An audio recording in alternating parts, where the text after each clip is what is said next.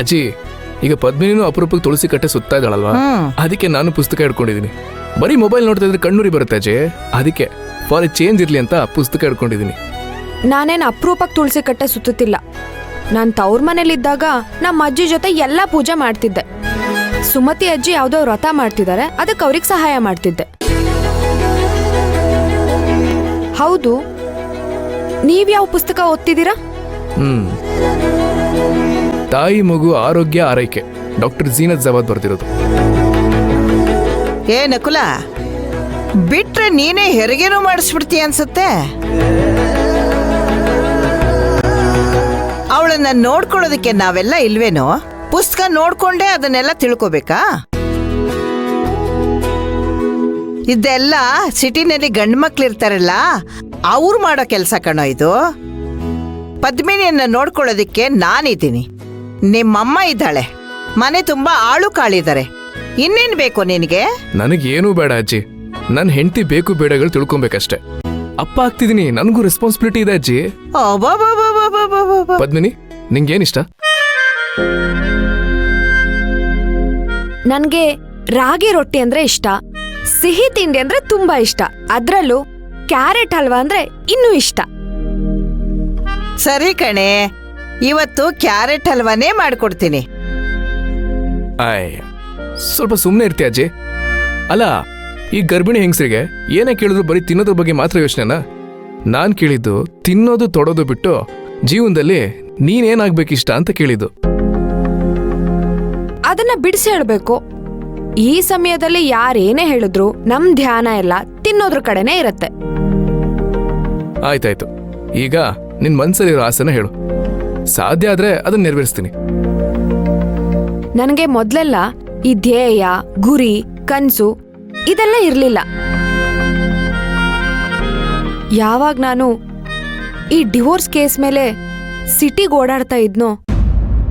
ಪದ್ಮಿನಿ, ಈಗ ಆ ವಿಷಯ ಬೇಕಾ? ಅಯ್ಯೋ, ನಾನ್ ಹೇಳೋದನ್ನ ಸ್ವಲ್ಪ ಕೇಳಿಸ್ಕೋತೀರಾ? ವಿಷಯ ಅದಲ್ಲ. ಆಯ್ತಾಯ್ತು, ಹೇಳು. ನಾನ್ ಸಿಟಿಗೆ ಹೋಗಿದ್ನಲ್ಲ, ಅಲ್ಲಿ ಎಷ್ಟೋ ಜನ ಹೆಣ್ಮಕ್ಳು ಧೈರ್ಯವಾಗಿ ಕೆಲಸ ಮಾಡೋದನ್ನ ನೋಡ್ದೆ. ಎಷ್ಟೋ ಜನ ಪೊಲೀಸ್ ಆಫೀಸರ್ ಆಗಿದ್ರು, ಇನ್ ಕೆಲವರು ಜಡ್ಜ್ ಆಗಿದ್ರು. ಇನ್ನೂ ಎಷ್ಟೋ ಜನ ಹೆಣ್ಮಕ್ಳು ದೊಡ್ಡ ದೊಡ್ಡ ಕಂಪ್ನಿಲಿ ಕೆಲ್ಸಕ್ಕೆ ಹೋಗ್ತಾ ಇದ್ರು. ಆ ಕೋರ್ಟ್ ಹತ್ರ ಲೇಡಿ ಆಫೀಸರ್ಗಳು ಬಂದಾಗ ಎಲ್ರೂ ಎದ್ದಿತ್ತು ಸಲ್ಯೂಟ್ ಹೊಡಿತಾ ಇದ್ರು.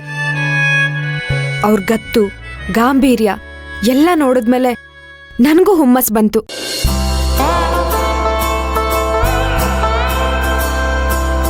ನಾನು ಯಾಕೆ ಇದೇ ತರ ಯಾವ್ದಾದ್ರೂ ಒಂದು ಎಕ್ಸಾಮ್ ಬರ್ದು ಆಫೀಸರ್ ಆಗ್ಬಾರ್ದು ಅನ್ಕೊಂಡೆ. ನೀನ್ ಇದನ್ನೆಲ್ಲ ಸುಮ್ಮನೆ ಬಿಡೋದಿಲ್ಲ ಅಂತ. ಅಲ್ಲ, ಇದನ್ನೆಲ್ಲ ನನ್ನ ಹತ್ರ ಹೇಳೋತ್ತಾನೆ. ನೋಡ್ ಪದ್ಮಿನಿ, ಇನ್ನೂ ಕಾಲ ಮಿಂಚಿಲ್ಲ. ನೀನು ಓದಿ ಎಕ್ಸಾಮ್ ಬರಿತೀನಿ ಅಂತ ಹೇಳಿದ್ರೆ ನಾನು ನಿಂಗೆ ಸಪೋರ್ಟ್ ಮಾಡ್ತೀನಿ. ಹೌದಮ್ಮ, ಇಂಥ ಪರಿಸ್ಥಿತಿನಲ್ಲಿ ನೀನು ಓದ್ತಾ ಇದ್ರೆ ನೀನು ಹುಟ್ಟೋ ಮಗು ಬಹಳ ವಿದ್ಯಾವಂತ, ಬುದ್ಧಿವಂತ ಆಗ್ತಾನೆ.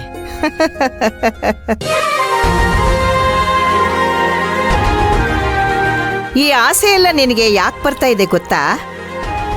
ಯಾಕಜ್ಜಿ? ಯಾಕಂದ್ರೆ ನಿಮ್ಮಮ್ಮ ದೊಡ್ಡ ಪೊಲೀಸ್ ಆಫೀಸರ್ ಆಗಿದ್ಲು.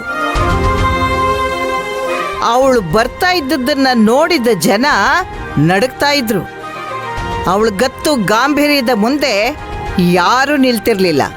ನಾನು ಇದನ್ನೆಲ್ಲ ನನ್ನ ಕಣ್ಣಾರೆ ಕಂಡಿದ್ದೀನಿ ಕಣೆ. ನಿನ್ನಲ್ಲೂ ಆ ರಕ್ತ ಇರೋದ್ರಿಂದ ನಿನ್ನಲ್ಲಿ ಆ ಹುಮ್ಮಸ್ ಬರ್ತಾ ಇದೆ. ನೀನ್ ಪ್ರಯತ್ನ ಪಟ್ರೆ ಖಂಡಿತ ನೀನ್ ದೊಡ್ಡ ಆಫೀಸರ್ ಆಗೇ ಆಗ್ತೀಯ. ಹಾಗಾದ್ರೆ ತಡ ಮಾಡೋದೇ ಬೇಡ ಪದ್ಮಿನಿ.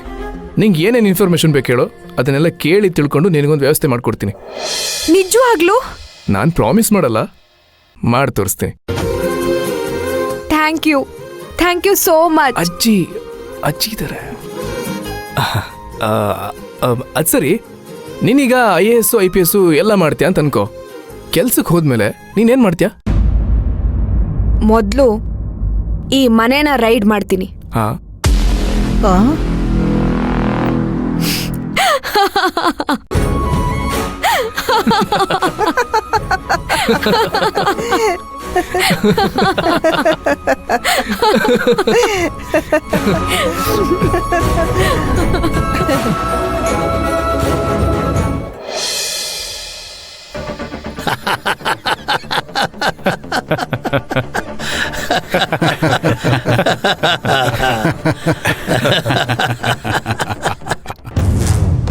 ಅಂತೂ ಆ ಕರ್ಣ ಅನ್ನೋಂಥ ಒಂಟಿ ಸಲಗ ಊರು ಬಿಟ್ಟು ದೂರ ಹೋಗಾಯಿತು. ಇನ್ನು ಆ ಸತ್ಯಮೂರ್ತಿನ ನಮ್ಮ ಕೆಡ್ಡಾಗಿ ಕೆಡುವುದು ಬಹಳ ಸುಲಭದ ಕೆಲಸ. ಅದು ಹೇಗೆ ಸಾಧ್ಯ ಯಜಮಾನ್ರೆ? ಸತ್ಯಮೂರ್ತಿ ಅವರು ಆ ಕರ್ಣನ್ ಮಾತನ್ನು ಬಿಟ್ಟು ಬೇರೆ ಇನ್ಯಾರ ಮಾತನ್ನು ಕೇಳೋದು ಇಲ್ಲ, ನಂಬೋದು ಇಲ್ಲ. ಕರ್ಣ ಈಗ ಮನೆ ಬಿಟ್ಟು ಹೋಗಿರ್ಬೋದು, ಆದರೆ ಕಂಪ್ಲೀಟಾಗಿ ಕಾಂಟ್ಯಾಕ್ಟ್ ಏನು ಕಟ್ ಆಗಿಲ್ವಲ್ಲ. ಈ ಸತ್ಯಮೂರ್ತಿಯವರು ಅವನಿಗೆ ಒಂದು ಫೋನ್ ಕಾಲ್ ಹೊಡೆದ್ರೆ ಸಾಕು, ಟಕ್ ಟಕ್ ಅಂತ ಹಾಜರಾಗ್ಬಿಡ್ತಾನೆ. ಅವನು ಯಾವ ಪ್ರಶ್ನೆನೂ ಕೇಳದೇ ಇರೋ ಹಾಗೆ ಮಾಡಿದ್ರೆ ಅದೇಗಪ್ಪ ಸಾಧ್ಯ? ಆ ಮನೆಯಲ್ಲಿ ಈ ಕೆಲಸ ಮಾಡಕ್ಕೆ ಅಂತಲೇ ಒಬ್ಬ ಇದ್ದಾನೆ. ಯಾರಪ್ಪ ಅದು?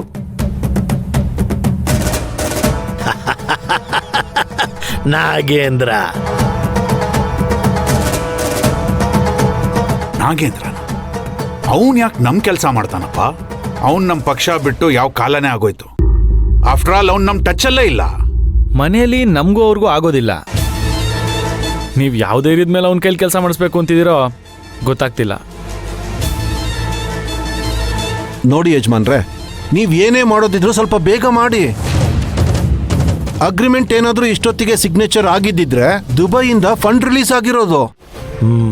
ನೋಡಿ, ಅವ್ರ ಕಡೆಯಿಂದ ನನಗೆ ತುಂಬಾ ಪ್ರೆಷರ್ ಇದೆ. ನಾನು ಇದುವರೆಗೂ ಎಲ್ಲ ಪಾಸಿಟಿವ್ ಆಗಿ ಆಗ್ತಾ ಇದೆ ಅಂತ ಹೇಳ್ತಾ ಬಂದಿದ್ದೀನಿ. ನೀವು ನೋಡಿದ್ರೆ ಇನ್ನೂ ಪ್ಲಾನ್ ಮಾಡೋದ್ರಲ್ಲೇ ಇದ್ದೀರಲ್ಲ.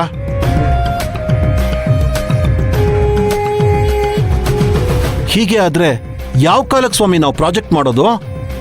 ವಿಕ್ರಮ್ ಸಾಹೇಬ್ರೆ, ನಿಮ್ಗೆ ಅಡಿಗೆ ಮಾಡಕ್ ಬರುತ್ತಾ? ಇಲ್ಲ, ನನಗೆ ಕಲಿಯೋದಕ್ಕೂ ಟೈಮ್ ಇಲ್ಲ. ಹೋಗ್ಲಿ, ನೀವು ಯಾವತ್ತಾದ್ರೂ ಮೀನ್ ಹಿಡಿಯಕ್ ಹೋಗಿದ್ದೀರಾ? ಅಂತ ಹವ್ಯಾಸ ನನಗಿಲ್ಲ ಸರ್. ಆಯ್ತು, ಹೋಗ್ಲಿ, ಯಾವತ್ತಾದ್ರೂ ರೈತರು ಫಸಲು ತೆಗೆದಿರೋದನ್ನ ನೋಡಿದ್ದೀರಾ? ಇಲ್ಲ ಯಜಮಾನ್ರೆ. ಹೇಯ್, ಅದಕ್ಕೆ ನಿಮ್ಗೆ ಆತರ ಜಾಸ್ತಿ.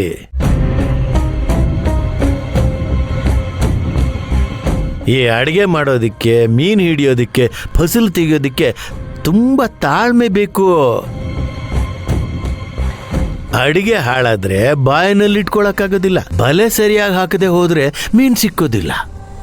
ಸರಿಯಾದ ಪ್ರಮಾಣದಲ್ಲಿ ಗೊಬ್ಬರ ನೀರು ಹಾಕ್ಲಿಲ್ಲ ಅಂತಂದ್ರೆ ಫಸಲೇ ಬರೋದಿಲ್ಲ.